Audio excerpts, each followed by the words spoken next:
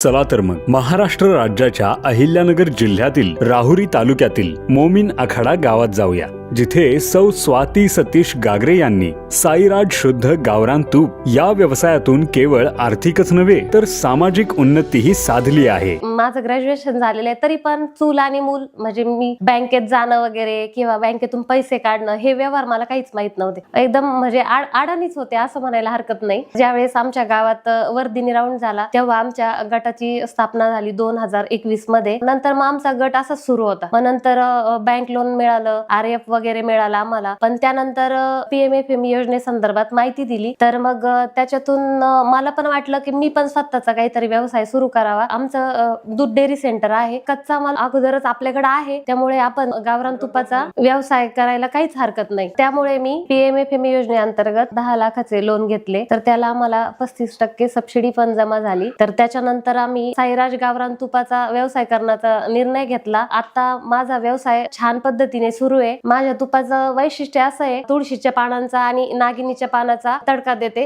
जेणेकरून हाडांसाठी, कमरेसाठी भरपूर जणांचा मला म्हणजे रिप्लाय येतो की मॅडम तुमच्या तुपामुळे आम्हाला कंबर दुखीसाठी किंवा लहान मुलांना जे जेवत नाही ते पण मुलं जेवण करतात। या गावरान तुपाचे वैशिष्ट्य म्हणजे ते पूर्णपणे नैसर्गिक आणि शुद्ध आहे। आरोग्यासाठी त्याचे अनमोल फायदे आहेत आणि म्हणूनच आज साईराज तुपाला मोठी मागणी आहे। आतापर्यंत मी जी इथं आहे ती फक्त माझ्या उमेद अभियानामुळे, म्हणजे बाहेरचं जग काय असतं हे समजलं। बँकेचे व्यवहार मला माहित झाले, मला फोन पे वापरायचं माहित झालं, माझे व्यवहार मी स्वतः करायला लागले। त्यामुळे मी उमेद अभियानाची खूप खूप आभारी आहे।